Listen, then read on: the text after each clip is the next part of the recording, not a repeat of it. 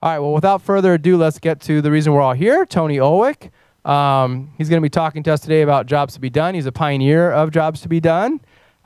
He worked at IBM, and he's going to tell you about that. And then he's basically been founder and CEO of Strategyn for a while now. Tony's a hero of mine because when I worked at Intuit, which is very user-centric, I developed a framework of importance and satisfaction in 1999, and then I discovered his awesome book, What Customers Want. Who here has read What Customers Want? All right, it's a great book. People used to ask me, what's your favorite product management book? And even though it didn't have product management in the title, I always recommend that. And I discovered it in 2005 when it came out, and it really resonated a lot about thinking deeply about customer needs and how to create customer value. So with that, let's give Tony a warm welcome. Thanks a lot, Tony.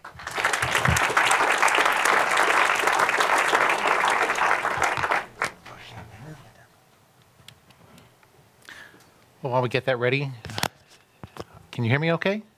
Okay, great. Excellent. Well, thanks for everyone showing up. We certainly appreciate that. How many of you have ever worked on a failed product?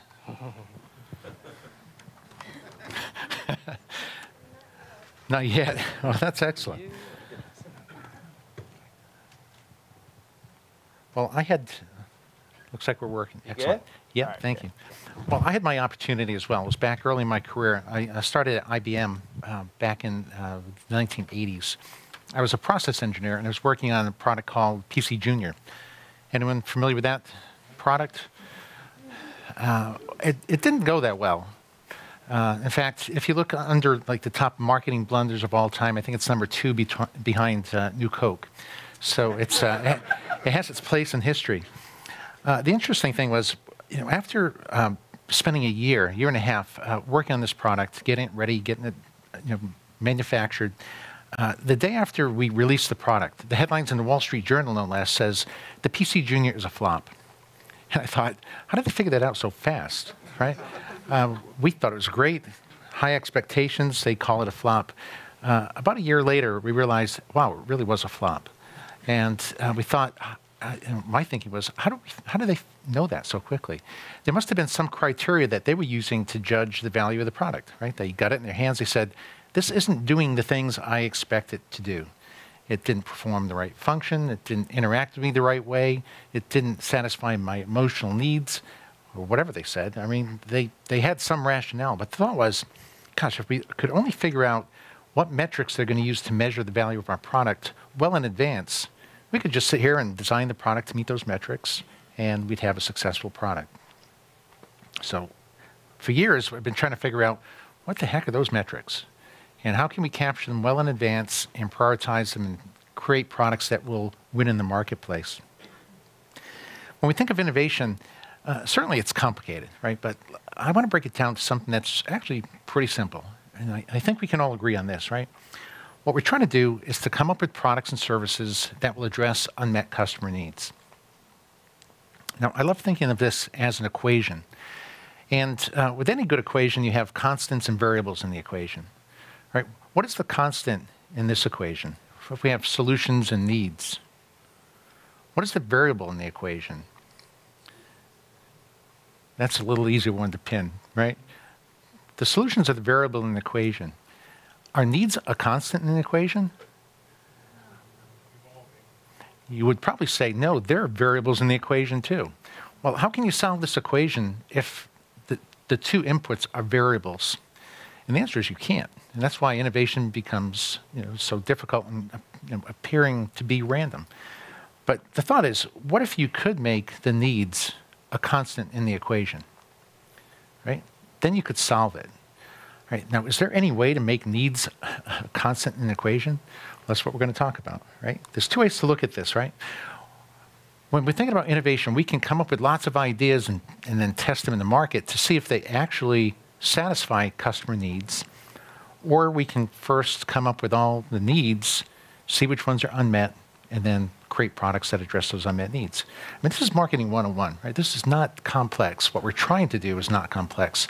Doing it is complex. So why is that? All we're trying to do is to come up with solutions that address unmet needs. Well, think about this, and let me ask the question. How many of you have ever worked on a project in your career where you've known all of the customer's needs? No one raises their hand. That means nobody in their career in this room has ever worked on a project where you've known all the customer's needs, even though the goal of every project you've ever worked on is to satisfy the customer's needs. That's not funny, is it? I did hear one, but that's a tragedy, right? And this is the problem. We don't have a really a good solid agreement as to what a need is, what types of needs exist, how they're structured, how they're formatted, how they fit in the grand scheme of things, what the equation is. And so this is really where jobs thinking comes into play. Now, we didn't always call this jobs thinking. We've been doing this for 25 years. In fact, Strategyn celebrated its 25-year anniversary last October. But the thought was pretty simple, and this occurred to me back in 1990. And it's come from Levitt's work and work of others as well, where they give us an option. We don't have to study products. We don't even have to study customers. We can actually study the underlying process that people are trying to execute with their products. And as a process engineer for IBM, I love this concept. Because as a process engineer, we would constantly look at our manufacturing process, and we'd break it down into its discrete steps and figure out what do we have to measure and control along each step of the way in our process to ensure a predictable output. At the time, this is what statistical process control was all about, and it led to great results. It's the basics of Six Sigma. So the thought was, if we could think about, instead of a product, let's look at the underlying process that people are trying to execute, break it down into steps, and figure out how do they measure success as I go through each step of that process. And the thought was, if we could figure that out, we could help improve the innovation process. So that's what we've done. Our first success doing this was back in the early 1990s. It's my first attempt. I had left IBM. They were actually paying people to leave back in that day. It was amazing. That was the one benefit of the PC Junior being a huge failure. They had to let a lot of people go. So they paid a number of us to go, and I set up a company, Strategyn, and decided to take the show on the road, if you will. The first attempt was with Cordis Corporation, and they make angioplasty balloons. They had about 1.5% market share. And what we did is we looked at the underlying process that interventional cardiologists were trying to get done as they opened a blocked artery. So I did the interviews. It was just me, a one-man team for a good number of years, and figured out how they measured success. We quantified that in a survey. We figured out what the opportunities were, what the unmet needs were. We prioritized them.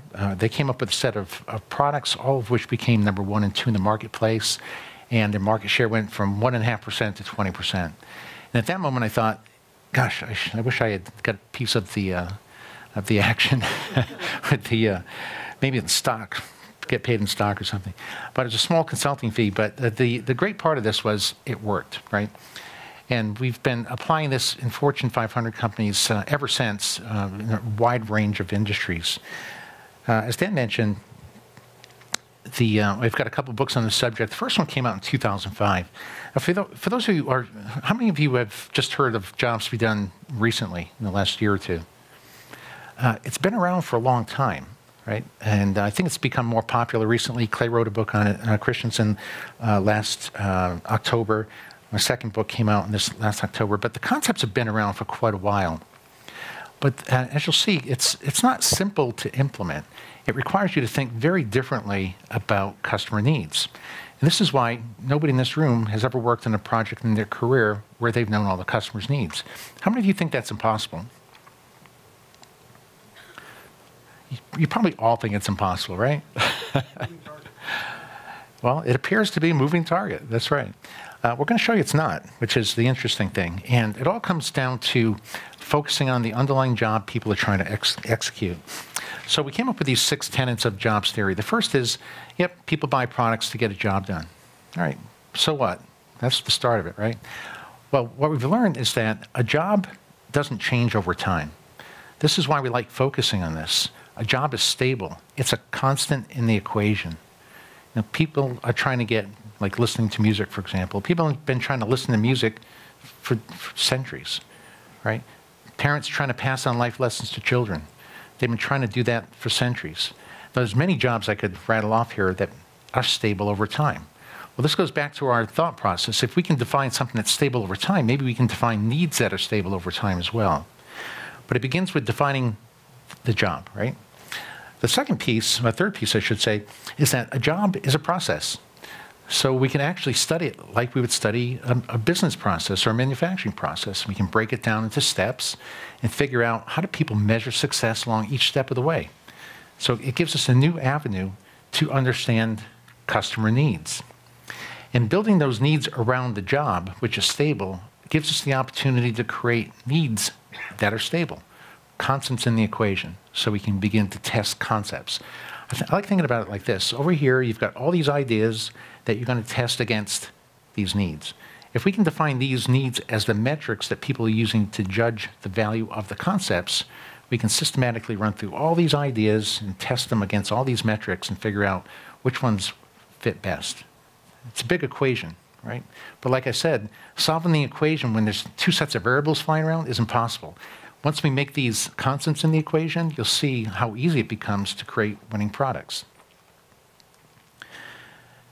We also have learned that the functional job has other needs or jobs associated with it. We'll cover this in a good amount of detail. But the point here is there's different types of needs, right? You can't treat all customer inputs the same way. And I'll explain that in detail. And products that win in the marketplace will get the job done better and or more cheaply. So this is the goal of your endeavors, right? To create products that either get a job done a lot better and or more cheaply. All right, so let's start with different applications here. I want to go into 3 applications. Jobs theory can be used for lots of different things, but in our consulting assignments, we typically use them for these 3 things. We help companies pick markets that they want to be in. This is often, entrepreneurs, startups, even, venture arms and large companies have to decide, well, what new markets do we want to go into? So we help them with that. So I'll get into that in detail. The second one is creating a market or product strategy for a market that you selected to go after. Right? And that's where we spend a lot of our time. And the third piece is in product development. Once we've defined what the product is, how do we make sure it gets developed correctly once it goes into the development process? So I'm going to cover all these in order here over the next half hour or so. And I guess what I'll do is take some questions after each section. Dan, is that okay? All right. And then we can have questions at the end as well. Well, let's get into the first piece. So market selection. All right. We're going to define a market a little bit differently. When people are trying to define a market they're going after, they're doing 2 things. They're going to brainstorm, if you will, or think of a number of different markets, and then they're going to evaluate those markets against some criteria to see which market is the most attractive one to go pursue. How many of you have attempted to do this? Pretty much everyone here? Yeah. So this is pretty common. All right, so how does this differ when we're looking at this through a jobs lens? All right, so first, let's define a market a little bit differently. We're not going to define a market as a technology or a product. We're going to define a market as a group of people who are trying to get a job done, right? So it's always a group of people plus the job they're trying to get done. So here we have parents trying to pass on life lessons to children. Is that a market? Are there products that exist for that market? Are they good? Any parents? Not so good. Now, the interesting thing about this market here, if you were to size that market, would you say it's large, huge? Would you say it's huge because of the potential it holds, or would you say it's huge because of the amount of product sales that go into that market today? All potential, right? So you're using a different measure here, right? You're not sizing the market based on product sales in that space. There may be very low product sales in that space, but it could be a very attractive market because it's a large group of people trying to get a very important job done that they struggle with, that they have to get done very frequently, right? So keep that in mind as we move forward here. There's other options. There's music enthusiasts who are trying to listen to music. There are tradesmen who are trying to cut a piece of wood in a straight line. And obviously, there's tens of thousands of different jobs in markets if we define them this way, right? And you can start thinking about how you want to define the markets that you're in. And when you do that, we have a few rules that we like to follow. The job that the customer is trying to get done, the focal point is a functional job. There's some functional job that they're trying to get done.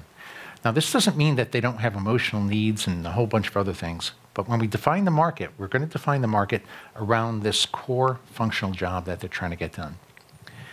And we always define a job in a very specific way with this format. There's always an action verb up front that's describing what are they trying to accomplish. It turns this into a process. I'm trying to cut something and with a contextual clarifier. So I want to cut a piece of wood. We call that the object of control in a straight line, a contextual clarifier. Right? Pass on life lessons to children. Right? Cut a piece of wood in a straight line. Very simple statements that describe an action or activity or function that the customer is trying to perform. Now, interestingly, trying to figure out what that job is can be a bit challenging, right? We worked with a manufacturer of pesticides and herbicides, for example, who was very certain that the job the customer was trying to get done was to kill weeds. And we went out to growers and we said, well, what's the job you're trying to get done? And they said, well, we're trying to grow crops. A little bit different, right? And did they want to kill weeds? No, they just didn't want weeds encroaching on the growth of their crop and harming the yield. Are there other solutions to make that happen other than killing weeds? Of course, right? So by thinking about what the customer's trying to get done from their perspective, you can often learn quite a bit. So that's the first lesson. Go to customers, find out from them, what are they trying to get done? We'll talk about this more in detail in a little bit. Now, once you've come up with a number of, let me cover this one first. Defining the job, as I mentioned, can be complicated. And I put this in here because I wanted to talk a bit about getting this at the right level of abstraction. This is what often trips people up. In this equation here, you could be the kettle maker. Let's say you're the kettle maker over here on the left. And you could go to your customers and say, well, why do you buy my kettle? And people say, well, I'm buying it so I could boil water. All right, that's great. It's a true statement. I want to boil water. And you can go back and make the best water boiler you could ever make and lose in your business. Why is that? Because boiling water is really just part of the job that the customer is trying to get done, right? It's an ingredient into some other step that they're trying to perform, which is to prepare a hot beverage for consumption. And now once we know that the job is prepare the hot beverage for consumption, we can see that people don't want to have to cobble together all those different solutions to create their end product. They want a single solution that gets the entire job done on a single platform. So defining the job at the right level of abstraction is important. General rules of thumb, don't go so narrow that you're missing the big picture from the customer perspective, but also don't go so broad that you can never create a product that would actually work in the marketplace. And don't get aspirational with your job statement, at least not yet, right? It's a core functional job. Let's just keep it that simple. That's all it is. It's a core functional job. Now, once you've defined enough of these different jobs, then you want to figure out, well, which one's the most attractive one to pursue? Now, I think it makes pretty good sense that, if there's a group of people that's, the count of 3,000 versus 300,000, which one would be more attractive? If you could focus on a job where people got the job done 5 times a day versus 5 times a year, what would be more attractive? If you could focus on a job that was highly underserved or pretty well satisfied, which would you prefer? Well, we have about 42 of those criteria that we have, and there's a tool on our website. You can download it called the Market Selection Tool right on the homepage that lists out these 40 some odd criteria that we use and our clients use to help prioritize these markets. It's all from a jobs perspective. So it's going to look a little bit odd, but it'll make more sense after I cover the next sections in the presentation. So I'll stop here first, see if there's any questions on this before we jump into the next section. And we'll want to use the mic to ask questions? Yeah, we have 2 mic runners. Okay. Side. Great. Raise your hand if you have a question. Up front? And we can take one or 2, 3 questions right now, and then we'll continue. So this may be later on, but how do you handle the problem when you find a need that you meet, it immediately goes away and you change it to the customer changes it to the next need? We haven't defined needs yet, so I'll save that. I'll come back and ask you, what do you mean by need?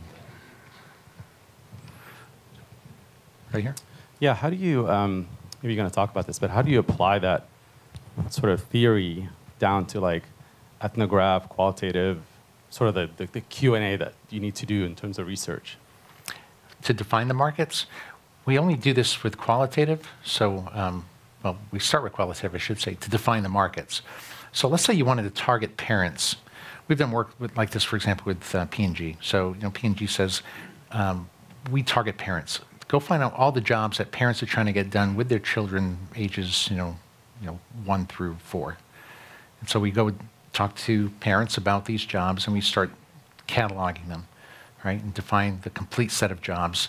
There's lots, as you might imagine. It's not like there's 2 or 3. There's more like 200 or 300. And then they need to figure out, of all those 200 or 300 jobs, which ones do they want to focus on. And that's why we go through this kind of evaluation here.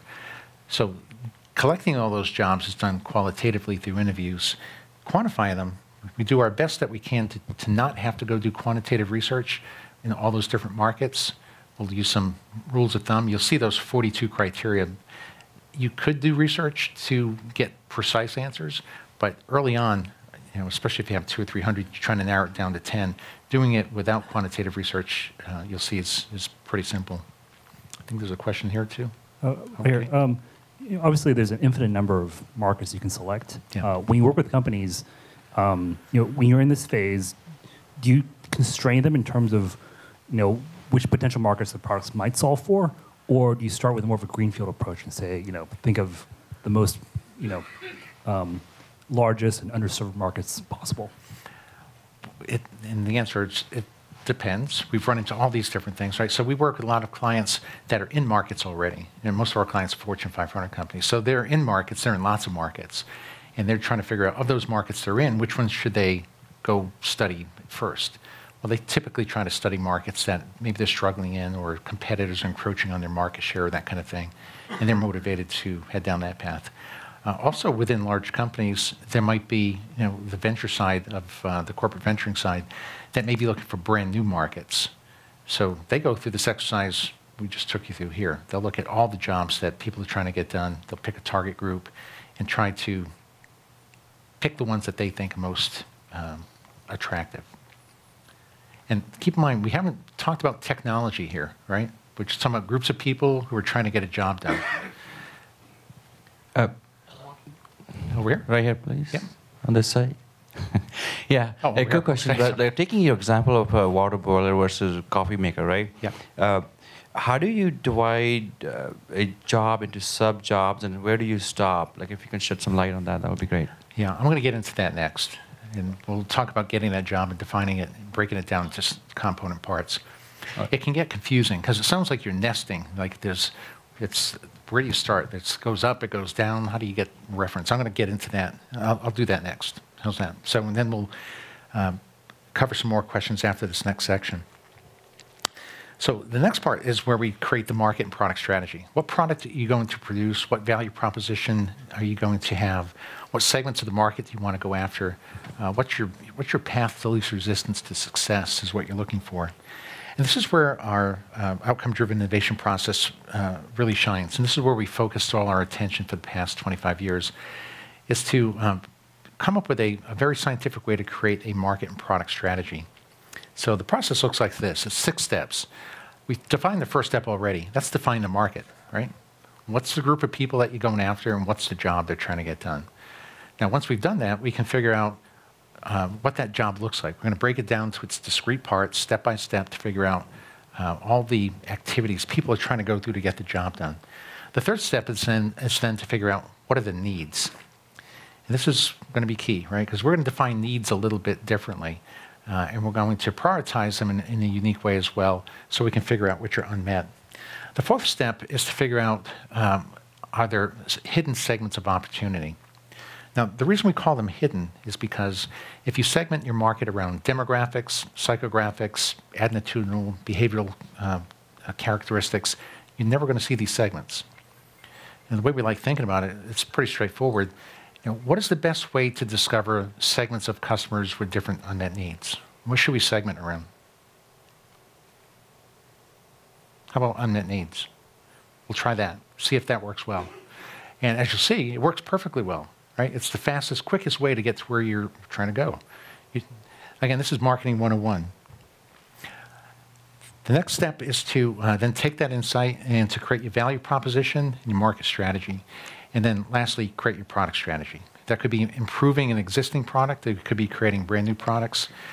And this is all agnostic to technology as well. So when we're thinking about jobs, solutions can come as software, services, hardware, all three, right? And when we're trying to define a solution that gets the entire job done in a single platform, often it is all three, right? So let's not worry about how we're going to solve it later. Let's just worry about what the market looks like and where the opportunities are. All right, so this is how it works. We'll take you through an example. This is a market, a music enthusiast trying to listen to music. Okay, so now that we know that that's the market, we can actually go talk to music enthusiasts about this job of listening to music. And we've done this hundreds of times over the years and figured out that there's actually a pattern of job steps that occur, naturally occurring steps. There's usually a planning step. There's usually a step where you have to go gather inputs in order to execute the job. There's a step where you have to organize those inputs in some fashion so that you can execute it effectively. There's an execution step. There's a step where you're monitoring the job as it's being executed and monitoring and modifying it to make better decisions and inputs, and then concluding. Right. Now, there's never just 8 steps in the job map. There's usually 15 or 20 or more, but there might be 2 planning steps and 3 execute steps and so on. But there are these types of steps. So as we look at this here, you can see the music example. Let's assess the situation. Do I need music for 5 minutes so I can relax and get to sleep? Or do I need it for 3 hours because I'm hosting an event? And then I need to gather the inputs. I can organize them in the way I want to hear them. I confirm my music list looks great, sounds great. I execute. I listen to music. I monitor the situation, see how people react as we go. I add songs, remove songs, and conclude. Right, so all jobs follow the same type of pattern. Now, the interesting thing here is, and why we create the job map. A job map, first off, it's not a process map. It's not a customer journey map. And the way I like thinking about it is that it reveals, let's say it like this. You may have a market for which there are solutions, 50 solutions, different solutions that people are using around the world. And independent of the solution that they're using, the job is exactly the same. And this one job map represents exactly what all those people are trying to do, independent of what solution they're using or what geography they're in. Right, so not only is the job map and the job very stable, it's stable over geographies. Right? It's stable, it's solution agnostic. So no matter what solution they're trying to use to get the job done, they're attempting to do the same exact thing. And what we're trying to figure out here is, what is that exact thing they're trying to get done? Right? And we try to put it in the correct order. Now you say, well, is there a correct order? Well, there is, right? It'd be really tough to start organizing the music before you've decided what you need the music for example. And we've learned over the years that if you can execute a job in this sequence, you eliminate iteration. You think about it like this. What makes a job very complicated and makes it iterative? Well, if you have to iterate in a process, it's because you didn't have the input you needed at the right time the first time, so you had to go further downstream, then you run into that incident, and you have to go back and start over again. But if you could get the input you need down here, you wouldn't have to iterate. You could just move forward. And by executing the job in the correct order, you can innovate. In fact, we often have ideation efforts just based on the job map. So we'll work with companies to find what the job is, create the job map, and they'll see holes in this thing. They'll go, wow, LPs only help people listen to music, right? Well, what if we came up with the MP3? It gets more of the job done significantly better. And as a result, of course, it gets adopted for use. See, streaming services come along, gets more of the job done significantly better, gets adopted for use.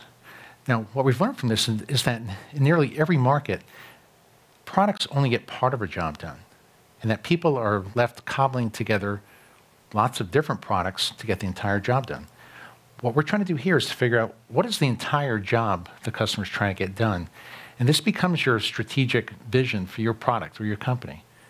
Someday, you're going to create a solution that gets that entire job done on a single platform. That becomes your goal. And that's stable over time, right? Nothing's moving. The group of people is the same. The job they're trying to get done is the same. Those job steps are going to be the same. And you're going to work year after year to create better and better solutions to get the job done. So this is the goal. And so what we introduced so far is a way to think about customer needs differently and define them. What we're going to do next is actually define what needs are. This has been a long journey. Now, I'm showing this in the order in which it makes the most sense, but by no means did we discover this in this order. That would have been great. But when we start thinking about this, we've talked so far about the core job the customer's trying to get done and those job steps, right? We'll show you in just a little bit that there's metrics people use to measure value in getting the job done. We call those outcomes. That's coming up next. But in addition to that core job, there's other jobs that people are trying to get done. One is we call it related jobs. So when people are trying to get the core job done, they're trying to get other jobs done. I love using this thing. It's a great example. You know, what was the job of this thing 25 years ago? Cat toy, yeah, pointer, right? I mean, telescope, telescoping pointer. And over the years, people discover that presenters have other jobs that they're trying to get done while they're up here, right? They want to advance their slides and turn the screen on and off and time their presentations and get other jobs done. So if you can integrate more function into your platform level solution to get more jobs done, you can eliminate the need for other products and make your product platform more valuable. So knowing that input is critical. You could win or lose based on knowing that there's other jobs that customers are trying to get done in your situation. Another variable in the equation is emotional jobs. Yeah, people have emotional jobs. They want to be perceived a certain way by their peers. They want to feel a certain way as a result of getting their job done.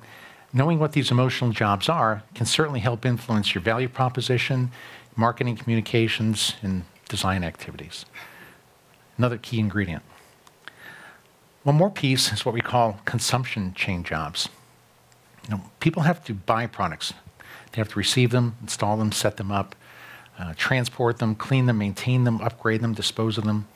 Now, people don't buy their products so they can receive them and store them and dispose of them, right? They're buying them to get all these core related and emotional jobs done.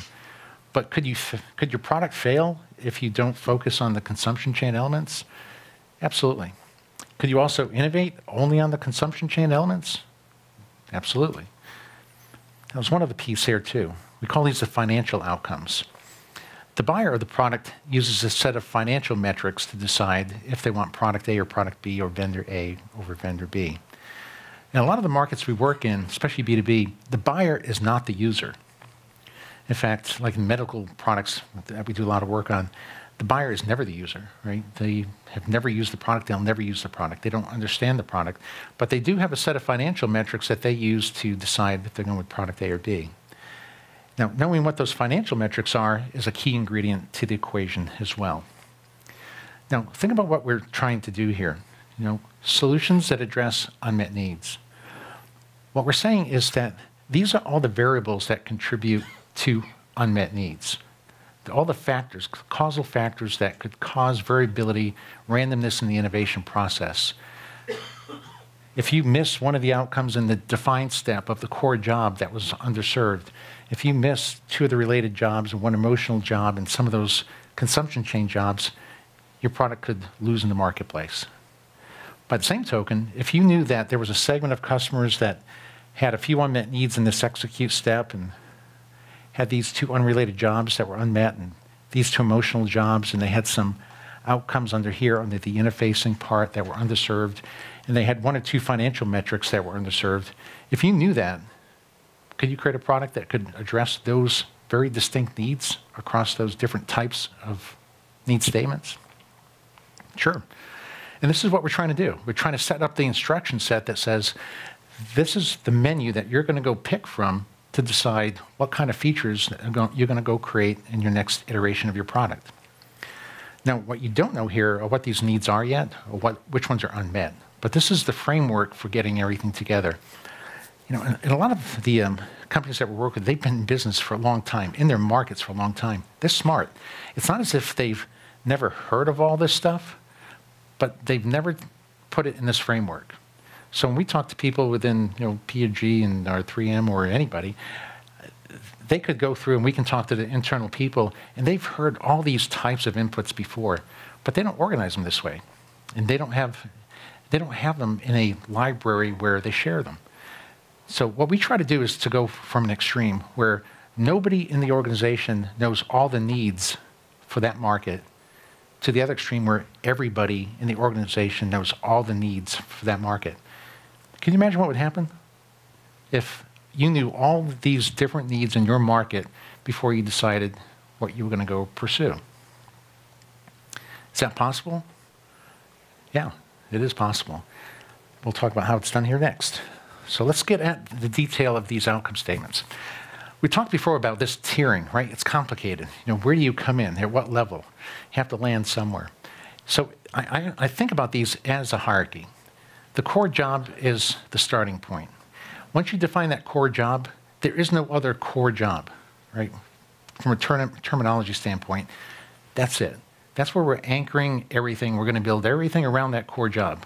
Getting it right is important, as you might imagine. But once we define it, it's the core job, and these are going to be the job steps in that core job. Now you may say, well, could this be a job if you wanted it to be? Well, yeah, it could be, but then you're going to have to take that job and put up here and say that's your core functional job, and everything under here is your job steps. So it can be complicated, but as soon as you know what that core functional job is, and that becomes your anchor, these become your job steps. And underneath each of those job steps, you're going to have metrics that people are using to measure success and value as they try to get those steps of the job done. All right, so let's talk about these statements. We call these outcome statements. They're the basis of our whole approach. It's called outcome-driven innovation. And if nothing else, what we've done over the years is we've invented what we think is the perfect need statement. Now, how do you invent a need statement? Well, one of the things we look at, and we think it's very unfortunate, need statements have to be stated in words. It's a constraint. It's horrible, right? So if need statements have to be stated in words, and that means we have to define a set of words that are meaningful to customers that are describing exactly how they measure value. And that same set of words has to be useful to a designer to go create a product that's going to deliver value, right? What a pain. Now, are your customers going to tell you what those statements are? Of course not. That's why they're so hard to get. The interesting thing I see in many situations, and I show the company and the customer here, get this dynamic. This cracks me up every time I tell this, but in a typical conversation with a customer, the company doesn't know what types of needs exist, and you don't know what kind of input you're trying to get from the customer. The customer doesn't know what kind of input you're looking for and is not instructed to speak to you in any particular way. So you have this conversation going on where you're trying to come up with a need statement, but no one knows what you're looking for. And that's one of the reasons why it's so hard to understand all the customer's needs. So think about this statement, the set of words that has to be used to describe how customers define value, yet it's got to be measurable and controllable in the design of the solution from your perspective. These statements also stable over time. They have to be constants in the equation, or else you can't solve the equation. How do we make this stable over time? Well, first off, we're already focused on the job, which is stable over time. Those job steps, like you saw for listening to music, they're stable over time. We have to define these metrics in such a way that they're stable over time, which means we cannot talk about solutions or specifications in these statements. They can't refer to a technology. They've got to be technology agnostic. If we can do that, we can clearly define them as constants in the equation. Some other characteristics that they must have, we know that in order to get a job done better, you can get it done faster, more predictably, higher output throughput. That's it. That's what better means. It's along one of those three dimensions. So all the inputs have to fall in one of those categories. Another rule that we put on this is that we only want one set of needs that has to work across the entire organization. So we don't want marketing to have one set of needs and sales have another set and R&D have another set. It's one set. The customers say a set of words, and those words are useful to the sales team, the marketing team, biz dev, development, marketing, so on. Right? So that's what we're trying to accomplish here with this type of statement. And the last piece, we're going to prioritize these next. We're going to put them in a survey to figure out which needs are unmet. It's nice to know what all the needs are, but now we want to figure out which are unmet, and we want to prepare for that. So these statements have to be usable in a survey and useful to a customer so they can prioritize them. All right, so this is what these statements look like. We've done a ton of experimentation on these over the years to figure out what they should look like and why they should look like this. And I think we've got a pretty defensible position. We did, I guess it was back in the early 2000s, we did about 40 different projects with Microsoft, and their corporate research group was involved. And in nearly every case, we would experiment. Like we'd have our base survey, and then we'd have a sample of 90 or something over on the side here that we'd experiment with, and test different variations of these statements, different introductory words, different metrics, different constructs, syntax. And what we're trying to do is to figure out, when we put these surveys in the field, how can we assure that we're getting the best discrimination from customers so that they can discriminate importance from satisfaction and give us inputs that are going to be useful in the process. And the end game, it looks like this. So through that experimentation, and we tried different words, constructs, like I mentioned, having a direction of improvement, the metric, the object of control, and the contextual clarifier is what has to go in this statement in order for it to be a useful input into the process. When you think about this statement, minimize the time it takes to get the songs in the desired order for listening. That's what the customer's trying to do, right? So as a customer, can you relate to that? Now put your engineer, designer hat on and say, can you test different solutions against that outcome? And actually say, this one is 20% better than that one. Well, the metric's right there, right? It's the way customers measure value, yet it's something that you can measure and control in the design of your product. Now, what we're trying to do here is create these metrics. We call them predictive metrics. They're not lagging indicators. They're predictive. So if the customer says they're trying to do that, and that's really important and poorly satisfied, well, that unmet need, if satisfied, would bring more value to the customer, right? And that's why we like laying these out. Now, for every job that we focus on, there's typically between 50 and 150 different metrics. And the way we do this, we have surveys, we have interviews, qualitative interviews, where we define the job. We do more qualitative interviews to define the job map. And then we do qualitative interviews to fill in each step. So very systematically. So after the first interview, after you've completed the job map, you may go through this and end up with 10 or 15 well-defined outcome statements. You go to the next interview, and you may add 3 or 4 more. You go to the next interview, 4 or 5 more. You got to be patient. But doing those interviews, and you can do enough interviews over a 30-day period where within 30 days, you can have a complete set of outcome statements built around the job that the customer's trying to get done. Take a look at these metrics. Minimize the time it takes to determine what songs to include. Minimize the likelihood that music sounds distorted at high volumes. Are these needs valid today? Were they valid 5 years ago, 10 years ago, 20 years ago? The answer is yes. They're solution agnostic. They're stable over time. What has changed over time are better solutions come along and address these metrics in new ways and get the job done better and better over time. So envision what you're trying to build here. You're building out this model that has all these different needs, your consumption chain outcomes, your core functional job outcomes, your emotional jobs, related jobs, all this stuff is listed here. This is my IBM dream, right? What in the heck were all those metrics that the PC juniors evaluators were using to tell me my product was going to fail in the marketplace? This is the list. It's all these different variables. So if I can control the core job, if I can control the consumption jobs, the related jobs, emotional jobs, and the financial metrics, and make sure I create a product that addresses those that are unmet, I'm going to succeed in the marketplace. And that's the goal. So you see what we're trying to do? We're taking something at a high level, it's simple, right? We're just trying to come up with solutions that address unmet needs. What's hard is this notion of needs, right? Unfortunately, they're words. They're not numbers. We have to state them in sentences. That stinks. You know, we got to put them in a format that people can prioritize so we can figure out which are unmet. It's a nasty, nasty assignment, but we love it. And it's the secret to success at innovation. The good news is you only have to do this once for your market because these needs are stable over time. So once you have this model set up, you're operating off this model for years. And we have clients that come back to us 10 years later and say, I think it's time to refresh the research. And we go, well, that's kind of pushing it, but I'm glad you can make use of it for that long. Which takes us to the next step, which is to prioritize these needs.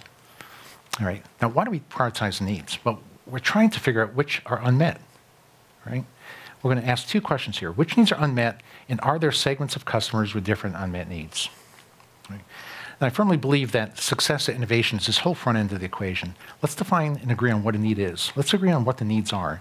Let's figure out which are unmet, and then agree on if there's segments of customers with different unmet needs. If we can all sit in a room and say, oh, by the way, here's a segment that we discovered with these 15 unmet needs, how hard do you think it's going to take you guys to solve for that problem? Not long. But defining the problem can take a little while. So here's the first approach, right? We create the survey. There's 100+ questions in it. It's not a short survey. We typically pay people to take them. But we know for each data point how important the need is, and then we ask them what solution they're using. And then for that solution, we ask them to tell us how satisfied they are with their ability to address that outcome. So how important is it that I minimize the time it takes to get songs in the desired order for listening?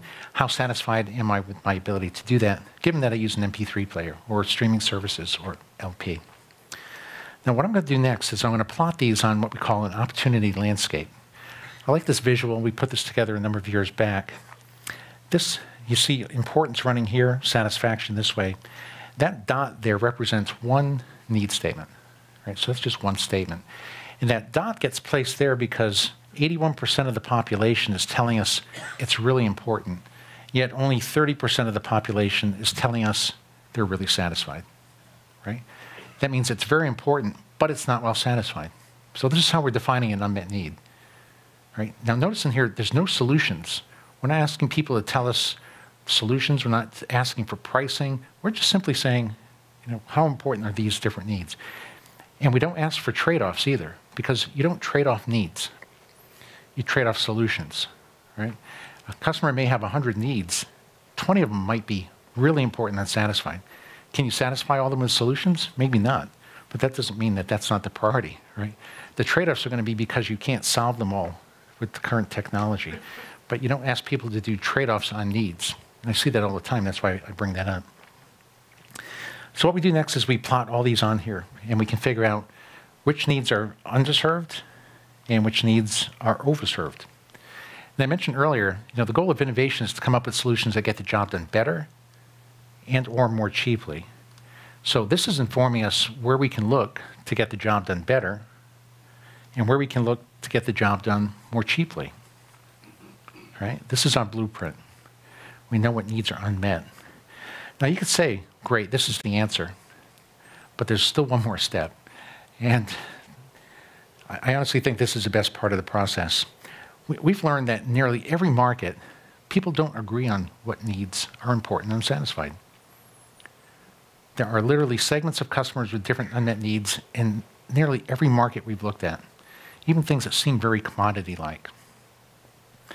So how do we discover these segments? Well, as I mentioned earlier, not by segmenting around gender or age or region of the country or size of the household or any demographic or psychographic scheme.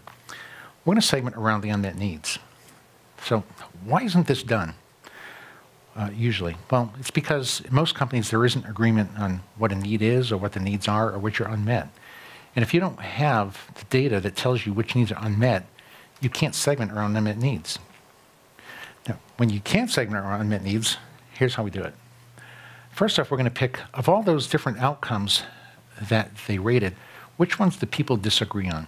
In other words, of the 100 plus needs, 20 of them, there may be 20 of them where half the population says, these are really important and unsatisfied, and the other 20%, or the other half say, they're really unimportant and very satisfied. Right, so people have very different views of these different needs. So they become the variables that we use in the clustering analysis. And then we cluster, if you're familiar with that. All this is statistical tools that have been around for decades. What we're doing differently here is we're segmenting around these opportunity scored variables that we've created. So we may ask for 2 segments, 3 segments, 5 segments. You can pick the number of segments that you want to study. And the computer will go through and literally pick person number 1 that rated these needs and put them in one segment. And maybe they rated needs 5, 10, 15, and 20 really important and satisfied, so they end up over here. And then the next group of people rate outcomes 30, 40, 50, and 60 really important and satisfied, and they get placed over here. Right? So people that rate these needs differently get placed in different segments, and then we have to go figure out why. Why did that happen? And this is always the catchy part, is to figure out what is causing people to have different unmet needs. You Dan? have high factor loading and low kurtosis on your side. Do you want to explain that real quick? Sure. The question was, I have the high factor loading and low kurtosis. Why is that? Does anyone know that word kurtosis? Yeah. Does anyone like that word kurtosis? Yeah, these are 2 statistical variables that we consider to pick out. So for every factor group, as you see here, we look at all these different outcomes. There might be 10 outcomes in a factor group, but only one outcome. We pick the outcome that has the highest loading score and the lowest kurtosis. That's the one that represents, let's say it like this, it explains the variability better than any other statement in that factor.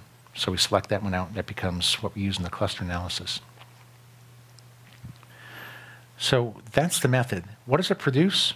Well, it produces segments that look like this. So let me set this up for you. It's the same, so each of those dots still represent a need, right? So let's say there were 500 people that took a survey. 27% rated these 100 needs in this fashion. So all the needs are in gray here. The same 100 needs, again, are in yellow, and 57% of those 500 people rated the needs like this. And 19% of those 500 people rated those 100 needs in that fashion. Now, everyone here is trying to get the job done, right? But they're rating the importance of satisfaction very differently. All right, why is that? So let me give you a few examples. We did work with dentists who are doing a tooth restoration. And we discovered that in many cases, doing a tooth restoration really is pretty simple. And we learned that if the patient has healthy gums and the cavity that they're filling is small, the tools that they use today are very effective at getting the job done. So in those cases where the dentist was performing the procedure on patients with those characteristics, they're very satisfied, maybe even overserved. On the other extreme, we found that in certain cases, this dentist had to put in large fillings in patients that had unhealthy gums. And because they had unhealthy gums, they would bleed more frequently. And with the bleeding, it makes it harder to see, to visualize, so they can't see what they're doing. It's harder to keep the area dry. It's harder to contour the bigger shape filling. And because they encounter all those additional complexities, they struggle more to get the job done. Now, the implications of this are actually huge, because when you start thinking about where you're going to invest your dollars to go create products that people are going to adopt, you're going to have to pick one of these segments, or maybe all 3, to go after. Think about Nest, for example. They come out with a thermostat. They charge 7 times more than everybody else, new entrants into the market. That sounds like a recipe for disaster, doesn't it? How many people are crazy enough to spend 7 times more for a thermostat? Anyone in here? A few crazies. That's good. Well, it's about 10%. But by controlling, when this segment here, 10% of the market is highly underserved for some reason, a set of reasons, you can control 35% of the profit share in that space. So discovering if your market has that highly underserved segment can be a very attractive thing to go do. In fact, many startups, you'd want to do that exactly, to figure out, is there room for a new platform, right? If I'm going to go create a platform for this market to get the entire job done, does anyone need it? Are people willing to pay more to get the entire job done better? We've seen so many variations of this over the years. These are all real pieces of data, and we never know what we're going to find. And this comes from our work that we did with Bosch, helping them create a circular saw for the North American market. And I love this story because it's just straightforward and simple. The circular saw has been around for 80 plus years. And if you look at the market, on average, it appeared as though there were no opportunities. In other words, before we segmented, all the needs clustered right around here. But once we segment the market, we find that, well, this group over here, all they're doing is cutting 2x4s all day long. It doesn't matter where they start the cut or end it. It doesn't have to be that accurate. They don't have to change blade height, blade angle. They're very happy, overserved, in fact, with the product as it exists today. But there's a segment over here that has to make longer cut lines that are angled. And they get their cord stuck on the end, and they get dust blown up in their face, and they have 14 unmet needs that nobody else has. Right? So Bosch discovers this segment. So here's the question I'd love to ask. What are the chances that the Bosch team would randomly come up with a solution that addresses these 14 needs in that segment if they didn't know that segment existed and they didn't know those were the needs? Not too good, right? Pretty much zero. Flip the other way around. How long do you think it took them to come up with a solution that addressed these 14 unmet needs when they were presented with that segment and those need statements? It was 3 hours. It took them 3 hours. 20 minutes, but 3 hours To agree. Exactly. And as they said, it's not as if we didn't have these ideas before. They said, the problem is we've had thousands of ideas before. We have this 10,000 idea database over here. We just didn't know which ideas really mattered most to customers. And that's the problem. That's what we're trying to do here, right? We're trying to set this up as an equation. So going into it, you have lots of ideas. In fact, that's really the problem, right? It's the other side of the equation that's the struggle.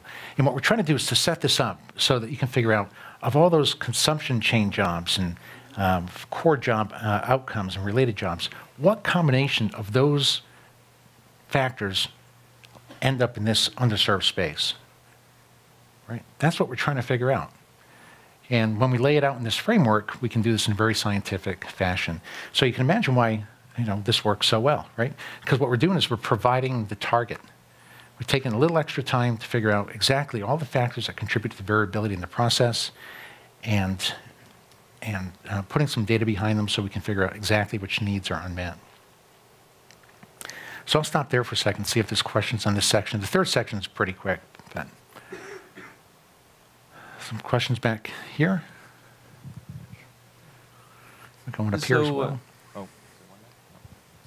Hey. Hi. Over here? Okay, I guess. Go ahead. Hey, so I'm curious about where you see the bounds where this can't be applied. I mean, in my mind, I'm starting to think of things that are potentially subjective, like the spaghetti sauce problem in the 70s, where people couldn't articulate necessarily that they wanted chunky or spicy or other spaghetti sauce because the job to be done might solely be defined as, I want to eat spaghetti or I want it to be tasty or something sort of unquantifiable and inarticulable. Yeah. If that's a word. Well, you pick on an interesting one. Food products are tougher when it comes to the taste element. We know that there's a set of outcomes people use that relate to taste. We don't know what they are. So if you wanted to expand on the theory a bit and try to figure out what are the taste variables, I know food scientists know them.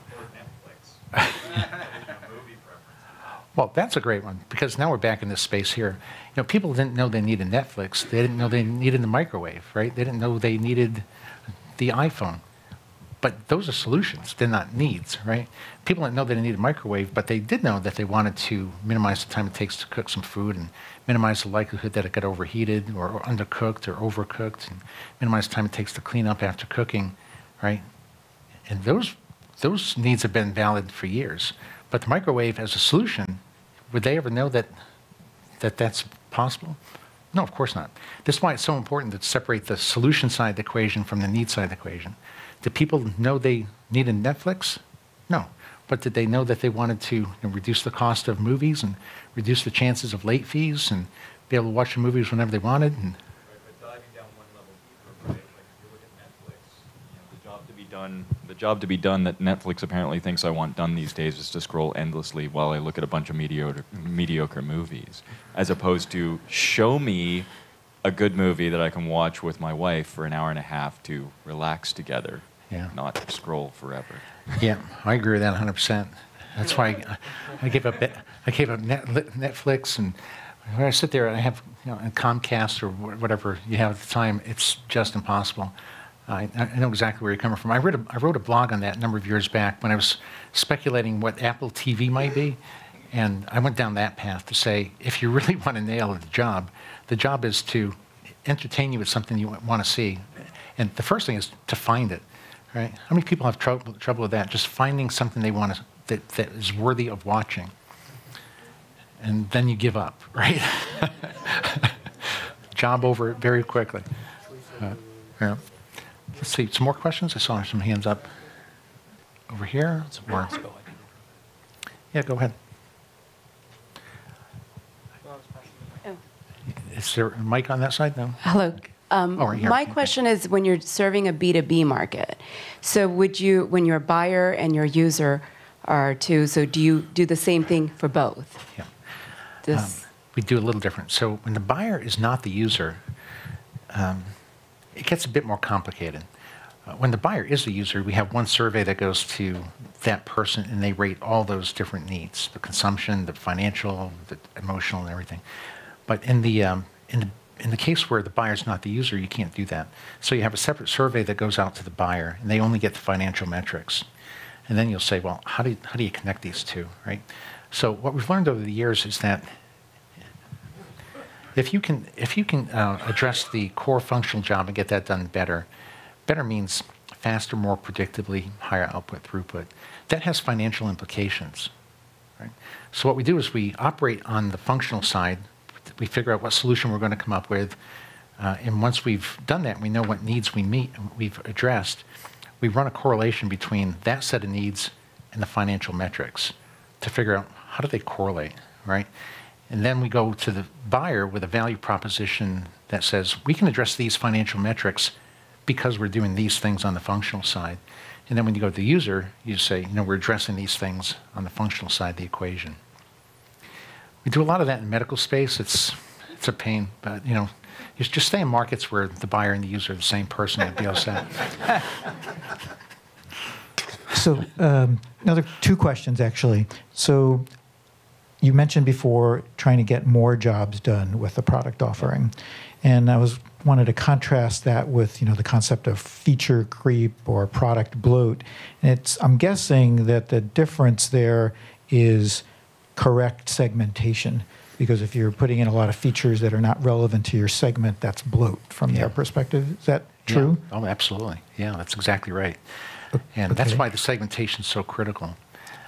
I'll give you a great example. We just did some work for an ATV manufacturer where we discovered a segment of people that wanted more of one thing and less of everything else. This is always the toughest segments to figure out in advance. You'll never guess it, right? Because generally speaking, companies think that a customer wants everything or they want a stripped down nothing. That's not true. What we find through segmentation is they want a lot of this and a little of these things, or a lot of that and not. And that's when we discover segments that could address this feature creep issue. Because if you're just throwing all the features in and there is no segment that wants all those features, then you've dissatisfied everyone. And that happens quite often. And the other thing was, I was wondering if you could say something about how you select the people that you pay to take those surveys. Yeah, we've, well, carefully. We have a set of screening criteria that we use to make sure that they're qualified people. In more extreme cases, we qualify them by phone. So we talk to them and make sure they meet all our criteria, and then we send them to a website to go through and take the survey. Not really. We just want to make sure they're qualified for taking the survey. Articulate on the qualitative side, absolutely. So when we're trying to find people we want to do the qualitative work with, we take that same screener and we look for experts, when I say expert at thinking process, right? There's some people that you can talk to and you could go through a job map and get a set of outcomes in a few hours. We love that. It happens every now and then. It's like pulling teeth. In most interviews, you're just getting 5 or 10 outcomes at a time. But if you can find that one person that thinks process and can just describe to you exactly what they're trying to do, and notice I say what they're trying to do, because again, that job map doesn't lay out what people are doing, it lays out what they're trying to do, independent of what they're doing. That's the tricky part. But there's some people that think like that, or automatically. We sat with a surgeon. Surgeons are pretty good at this because they're process-oriented anyway. But we were with one last month that particularly good, and we spent about 6 hours with the one surgeon. Well, there were a few, but he stayed there longer, and we collected 200 outcomes on a very complicated surgical procedure in one day. Yeah. One over here.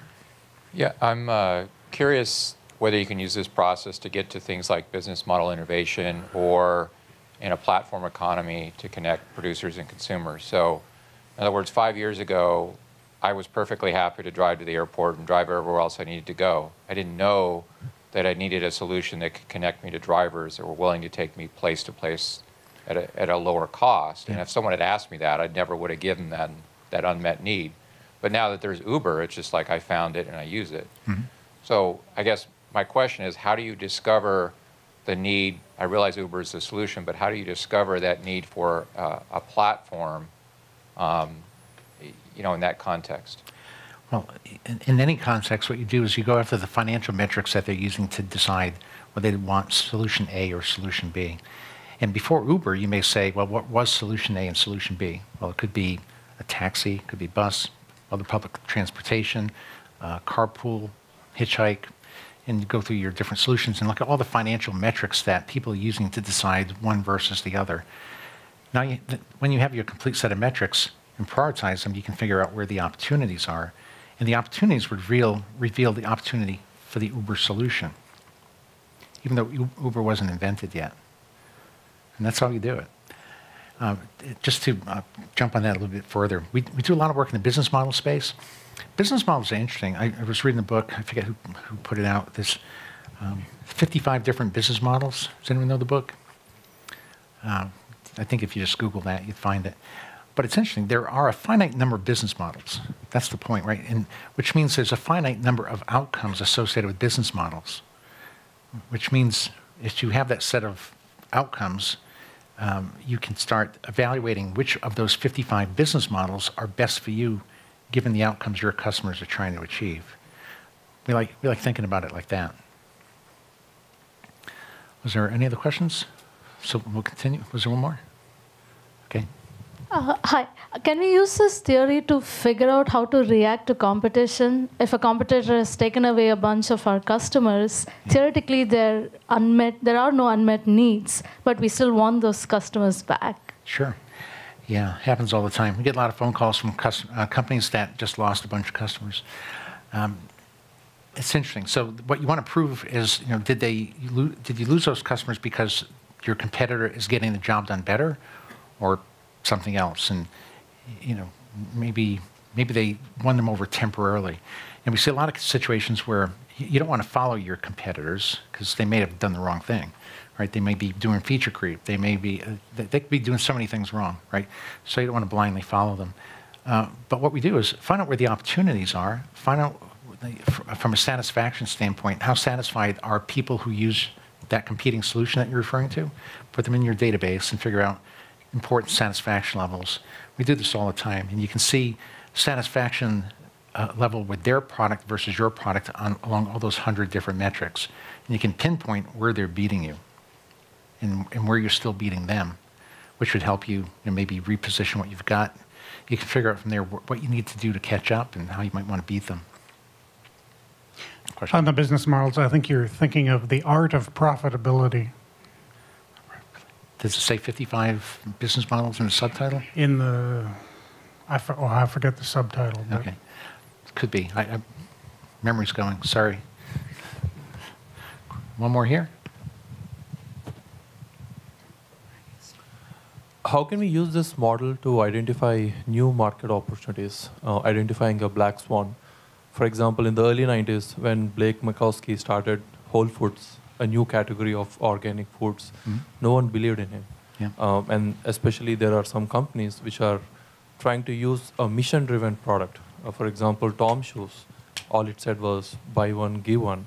So now that was itself an unmet need.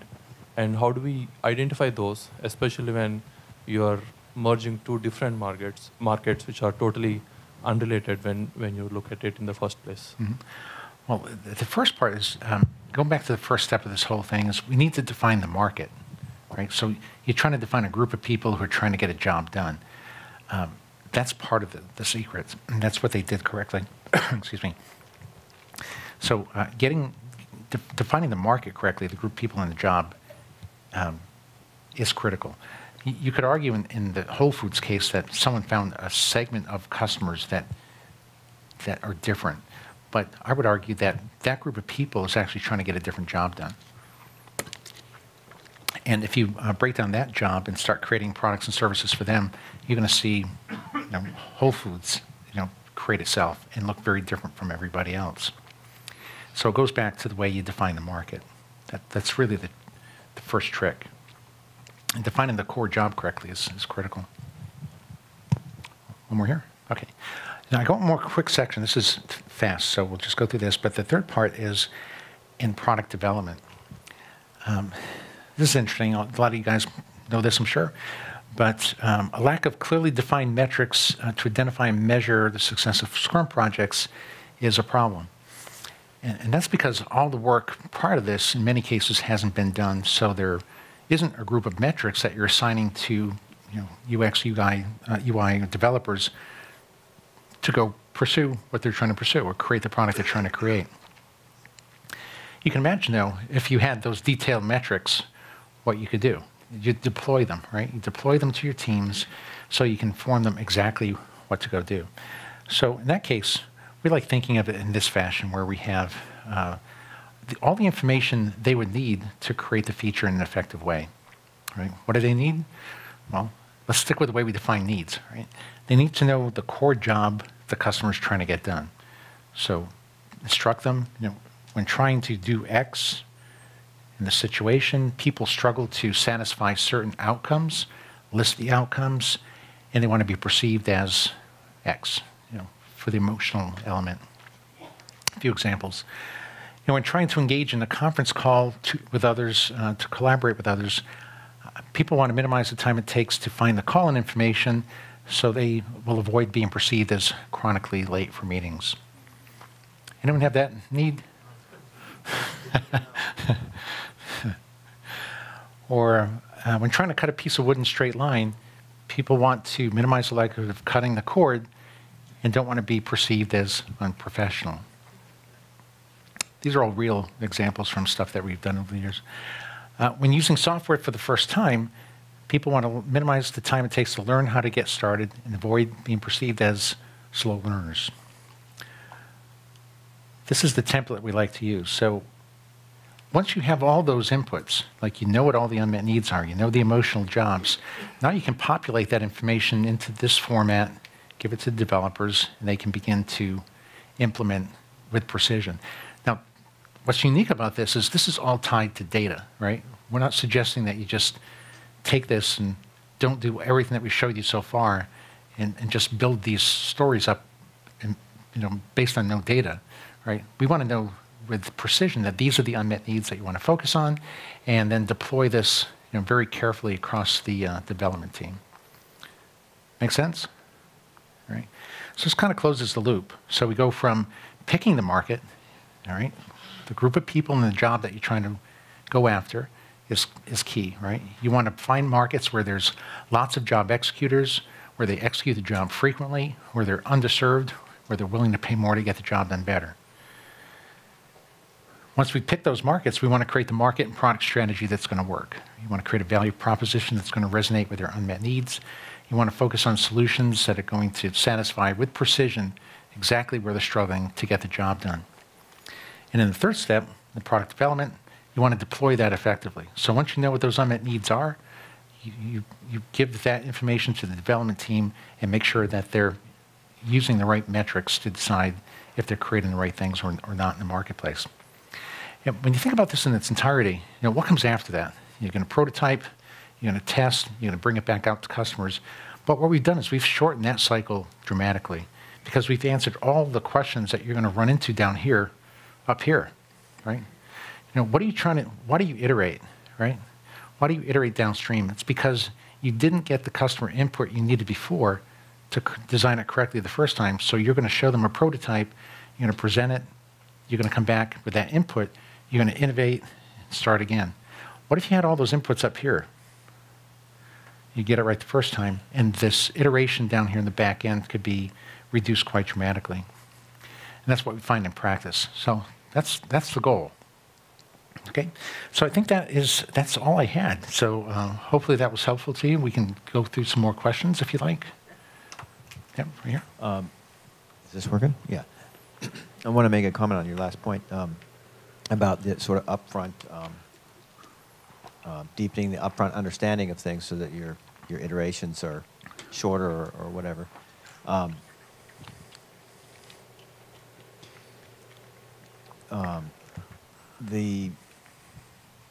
A problem for a company that has like more than just a software group, but several teams on totally different technologies and platforms. If they're all iterating, it's very hard to corral them and get them all in the same direction. Right. But that list of jobs to be done or a list of outcomes provides like a structure of a guidance for them to, as they're all iterating in sort of their own directions, it's still all meeting a very clearly defined, stable, unmet need. That's right. That should reduce a lot of the management and transaction costs of like making sure like front-end developers and the hardware producers and the purchasing people are not all just at cross purposes as they're trying to like iterate and improve the product. That's right. At least you pointed them in the direction, right?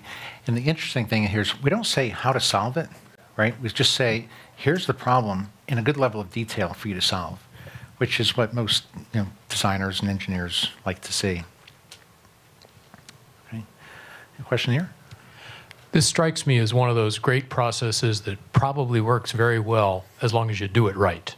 Mm-hmm. But doing it right is a non-trivial problem. So I'm curious how an above-average, intelligent person like my colleague here to my left would be able to learn in a reasonable amount of time how to do this right. Mm-hmm. Well, it depends if you want to do it for a living or if you want to do it for your business. Like if you want the latter. If you want to do it once for your business. On an ongoing basis for the business. I mean, I assume you don't just do this once. Well, a large part of it you do just once. So that's the beauty of it. The job's stable. The job map is stable. That set of outcomes is stable. What will change over time is the importance and satisfaction, but only after 3, 4, 5 years. So once you do the quantitative work, you're in good stable state for a good period of time. Like if you're doing a startup, or if you're in software, here's a couple interesting things that you can try. You can skip the quantitative. And the reason I say that is if you're in a startup, let's say pass on life lessons to children as the example that we used. Parents who are trying to pass on life lessons to children. You create that job map, you get a set of outcomes. You're going to discover, and we know that because we've done this, you're going to discover that there's really no products out there that get that job done, right? So if you want to be the leader in that space, just start satisfying all the outcomes. Pick a few places to start and just keep going and create the product that gets the entire job done. And you can skip the prioritization and the segmentation and all those things because there's nobody out there, right? So you don't have to position against anybody. There's no one that's overserved because there's nothing there yet, right? So that's a safe ground to experiment and just get something out. That's why a lot of that works in a lot of cases, right? Where you just get the product out there and see how it does. Well, that's not a bad strategy for a brand new market. For an existing market, that's a horrible strategy because if there is no underserved segment and you're creating a high-end product, you're failed right before you even started. Or if you're going for a low-end disruption in a market where there's no underserved segment, or overserved segment, sorry, you've already failed before you started, right? So it's nice when you're in a brand new market that nobody else is in. It's the chance of succeeding are a little bit better. You don't have to be as precise in your strategy. So I don't know if that's helpful. But the rest of this, the books are out there. We have clients come to us and say, we did this. We know we didn't do it perfectly, but we got some pretty good results that were better than the way we used to do it. So it's progress. Hopefully that was helpful. Other thoughts or questions? Back here?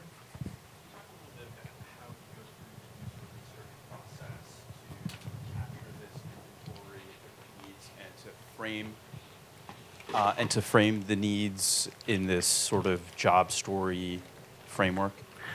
Sure. Well, we start way back here. So before we get those needs and put them in that format, we're way back here just collecting them all. So I think this is what you want me to talk about here. It's how do we get all this input, right?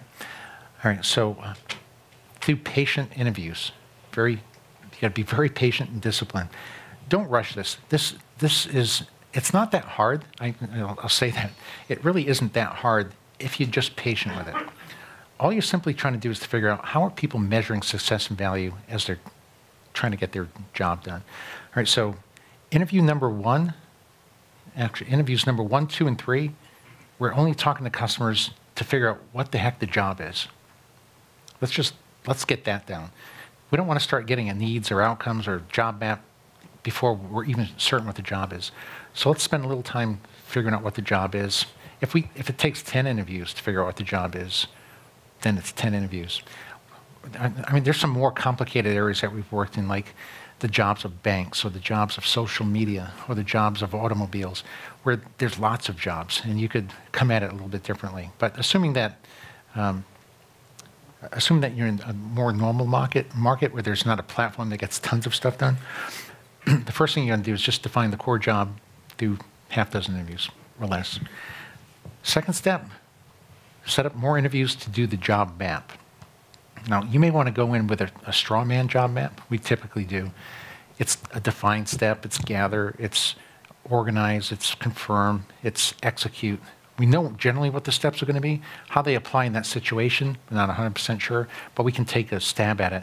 And then we present that information to customers, usually one at a time. Sometimes it's in person. Sometimes it's on Skype. Sometimes it's a join me meeting. Whatever we can do to collaborate, and we show them the job map, and we work through it. We did some interviews in our office just a couple of days ago where we had 3 oncologists come in and just talk about one of the jobs that they're trying to get done. And we spent 2.5 hours with them just on the whiteboard, just laying out what the job steps are, getting in the right order, making sure they're all correct. The goal of that interview with 3 of them for 2.5 hours was to simply create the job map. Would you be tempted to go get outcomes and ask them about solutions? And you would be. Don't do it. Right? You got to be patient. The goal is to just capture the job steps. All right, so now you have your framework. The nice thing about capturing needs from here on in is we know where they fit. Right? We're only going to capture needs on these steps in the job. Right? So if there are needs on something that's not one of those steps, we don't capture them. They're out of scope, as we'd say.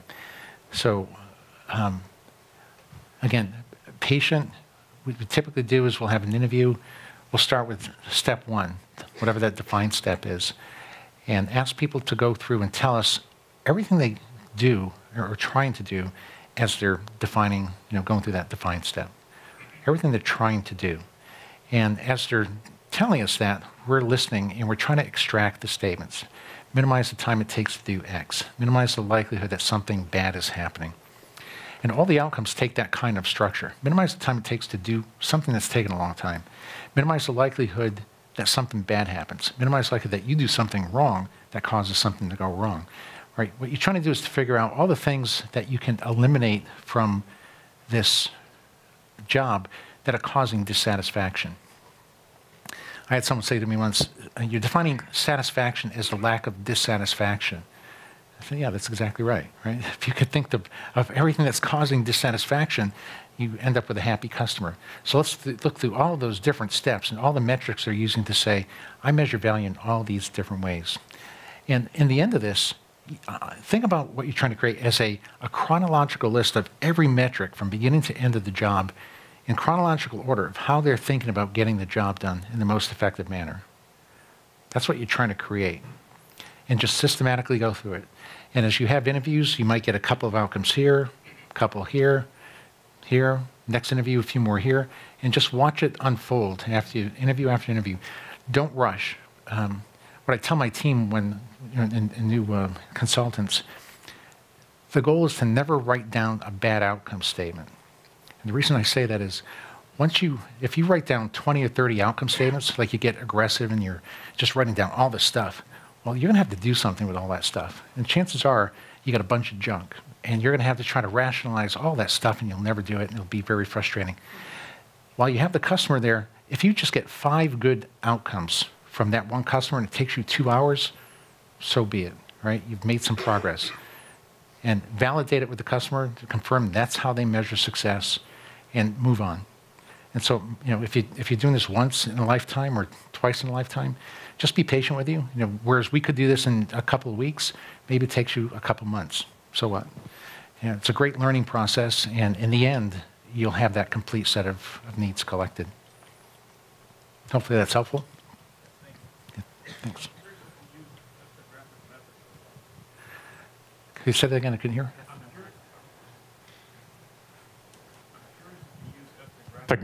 Sorry.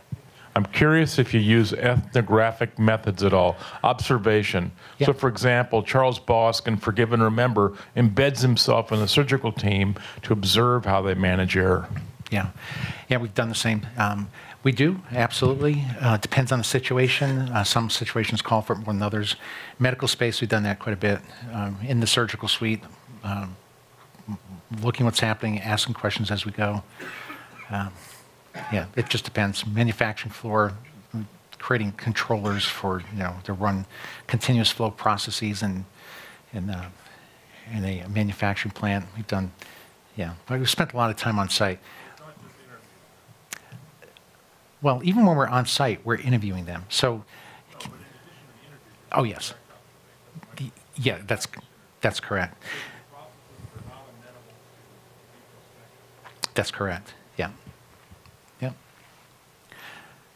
You mentioned earlier that you've done a little bit of work with banks where it might be a little bit unclear what the core functional job is. I work for a bank and was wondering exactly how you can identify that. So what are some of your solutions for getting around that, or your best practices as you look at a long list of potential core jobs? I was debating whether to include that in here tonight or not. So we've come up with great methods over the last 3 or 4 years for this instance. So it applies. Social media is great because what are all the jobs people are trying to get done with social media? There's a lot. So what's the job? Well, we had to figure that out. What's the job of a bank? Or another way to say is, what are the jobs people are trying to get done when they're calling and going to banks, right? So the way we do it is it takes about a month. It's qualitative and quantitative. And what we do is we go out and ask people all the reasons why they use a bank. And there's lots of reasons. We're doing studies like this right now. We have some on the consumer side and some on the small business side, some on large commercial side.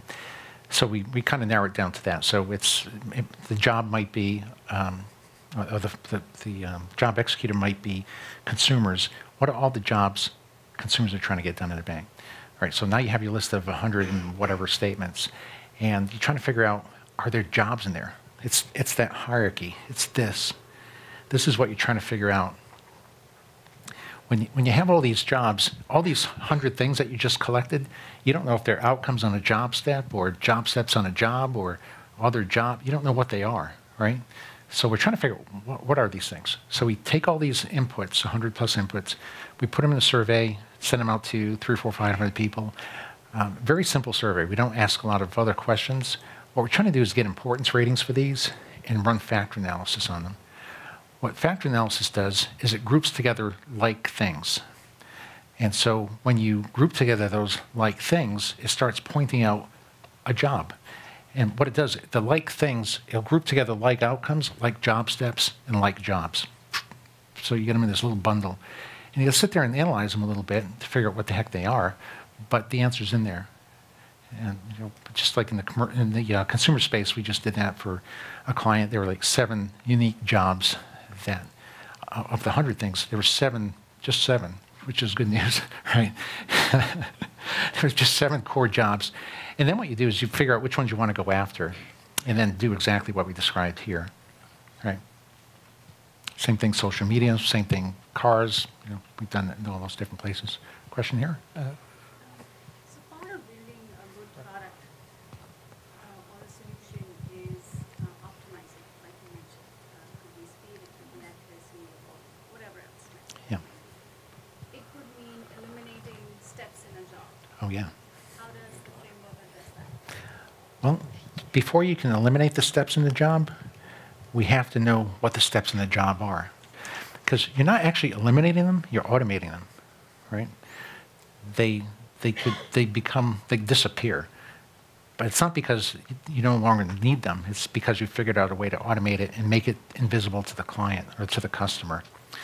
So when you're going down that path, whether it's using digitalization, AI, whatever you're trying to do, you still need to go through these steps to figure out what does the entire job look like, and then figure out what steps can I automate to the degree where they disappear, or they appear to disappear. It's a great way to create value. So if you can eliminate a bunch of those job steps because they happen automatically, that's perfect. That means you're satisfying all the outcomes perfectly. Minimize the time it takes to do everything there, you've nailed it to 0. It takes no time, right? Yeah. If we're not thinking solutions yet, right? That's right. Not thinking solutions yet, right? So how do we think of it as automating a job? Well, when you get to the solution side, you think about how here's an interesting thing. Once you have all these outcomes listed, in the old days, people would say, well, why don't you put target values on those and say, we want to reduce it down to 5 seconds, or, it takes you 3 minutes now to get that part of the job done. Let's make it 1 minute. What we finally realized is that what you want to do is make it 0. The target value is always 0, right? So when you have your job steps and all those outcomes in there, the question to your team, your creative team, is say, how do we, just like you said, how do we automate this whole thing? How do we have no time for that outcome and minimize the likelihood probability of these bad things happening, go down to 0, so that it just disappears? That's the first time you apply that kind of thinking. And oddly enough, when you ask a team to figure out how to get it to 0, it's often as easy as it is to ask them to get it down to 1 minute. Just stretch their thinking a little bit differently. As if you head shaking, you've seen that kind of thing happen before. I know we have a question back here. Sorry about that. So how do you go about selecting users to interview, get better interview outcome? Whom to interview? How do you shortlist? How do you segment those people? How do we get people? That's the first process, right? Getting a good interview, right? How do you shortlist? Yeah, we put together screeners for the people that we want to talk to. So in the case of banking, for example, we may say, it's going to be consumers, and they need to be in the ages of 18 through 70. And we need to cut across California and the West, or whatever the population looks like that they want to target. We build the screeners to make sure that that group of people or represented people will be interviewed that meet that criteria. So it's the basic market research stuff, really. And then of course, you have to call up those people and make sure they meet that criteria before you interview them. Question here? Yeah, I'm wondering if you sell jobs to be done as a package of any sort. I mean, just thinking about it from a perspective of like buying analyst reports and stuff when you're doing research, market development. Have you thought about, is it something that you do beside obviously the strategy consulting? Yeah. I feel like there's an idea coming towards me here. So when you say sell jobs to be done, you mean like do a subscription type thing for? Yeah, we've thought about that. We haven't done it. And I guess the reason is, most of our clients come to us with very specific markets in mind, and part of the agreement is we're not doing that same assignment for somebody else next week or next month. Generally for 2 years is the agreement, yeah. But you think like it can be done, considering they're saying that Sure. Constant, right? Sure, yeah, it definitely could be. And you could prescribe something unique to each client, but now you're selling on a subscription basis, and let's say it this way, the chances of you making more money getting $30,000 or $50,000 from each of those customers to buy the subscription versus what you'd get in a consulting assignment probably wouldn't pan out. And then you're putting all the money up front. I'll still think about it, though. It could be tempting. Is there a question back here? Do you have a mic? One here as well? So Bosch has a lot of money and time. Startup founders eat noodles and want to eat better food. If you want to do more work now to find the actual job to be done and don't want to think about solutions, how can you apply this to startups? How do you apply this to startups? How can you apply it to startups? All right. Well, it starts with the market selection piece. Like a startup, do you know what your startup is doing? Do you know what your startup is doing? In other words, have you already picked your market? No, in general. Okay. So for startups, and I've worked with a few just to experiment with this, to figure out how they best benefit from it. The first thing is to pick the right market. Most startups fail because they pick the wrong market. So you're not picking a market that has enough job executors, or don't execute the job frequently enough, or aren't underserved, or don't have the money to get the job done better, or whatever. So it's 42 criteria that's on that list that I showed you earlier. So making sure that you've chosen the right market is the first step, right? So that doesn't cost anything. It's just thinking through the iteration and what might be attractive. And then follow the same process.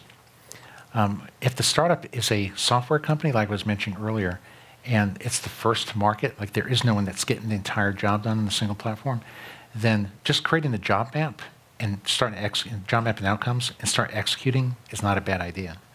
Because like I said before, you don't need a strategy. You just need to get the job done better than everyone else, and you will because there is nobody else, right? When there is someone else, then you have to be more precise, and you have to do the quantitative stuff and make sure that you're focusing on what they're not and getting the job done better. You have to have a better definition of what better means, and quantitative research is required for that. I'm not sure if that gets to your question. You can have a follow-up question. One back here. Okay. So have you ever done technology? So to follow up on the other gentleman's idea about selling the jobs to be done. So if you look at machine learning or AI or IoT, yeah. I'm sure there's a number of venture capital firms trying to figure out where to place their bets. Yeah. If they were to pay you to do something, could you help them with that problem? Sure. Yeah, we work with companies and agencies that are in those spaces, and absolutely. Like in the Internet of Things, for example, how do you have things talk to each other? Well, if things could talk to each other, what would you want them to say? It's kind of the question, right? And just one interesting thing on that front, a lot of, like barcoding, for example, in business, really does a great job of everything from the point, from inventory to the point of sale. But there's almost no information tracking from point of sale past, right? But yet there's a whole product life cycle that has to happen there. People receive the products, they install them, they learn how to use them, they interface with them, they clean them, maintain them, repair them. As an example, I'm trying not to give away too many ideas, but I think you get the general sense. I mean, there's opportunity there just heading down that path, right? So it can be applied it can be applied in each of those types of areas. We've applied this to so many different things over the years, pretty much anything you could think of. Where it doesn't work that well is on food products, where taste is a key issue. We can work on the functional side of foods, but not on the taste side. We don't know how that works. All right, why don't we do one last question, and then we can break up. We still have the room for a while, and we'll give away the books, and Tony will probably stick around for some Q&A. So who's got the last question here? No pressure. Okay. So I guess this is awesome, and there's lots of stuff to think about and take on. I'm curious, what are the sort of major opportunities where people often misstep when trying to apply this and practice it for the first time? So you've trained lots of new consultants, so I suspect you probably have some insight there. Yeah. Well, let's pick a step. Because they all come with a little baggage, but just getting them right in order is the key thing, right? And I think with a little patience you can do it. So companies misstep on defining what the job is. Why do they do that?